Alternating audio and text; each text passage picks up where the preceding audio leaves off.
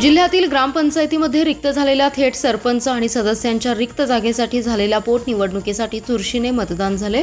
15 रिक्त थेट सरपंच पदांसाठी तसेच 70 रिक्त सदस्य पदांसाठी मतदान झाले असून उमेदवारांचं भवितव्य मतदान यंत्रात बंद झाले।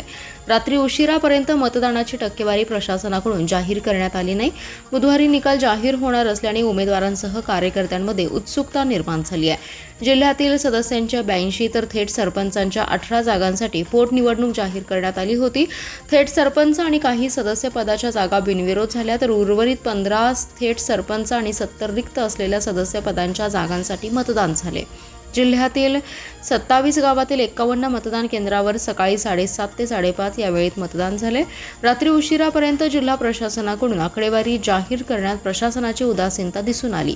थेट सरपंच पदासाठी अत्यंत चुरस असल्याने अनेक ठिकाणी कार्यकर्त्यांची मतदार खेचण्यासाठी धावपळ सुरू होती। पोटनिवडणूक आपणच जिंकण्यासाठी उमेदवार आणि कार्यकर्ते दिवसभर प्रयत्न करत होते। पोटनिवडणूक कुठल्याही पक्षाच्या चिन्हावर लढवली जात नव्हती, परंतु स्थानिक नेत्यांनी मतदान केंद्रावर बाहेर ठिय्या मारला होता।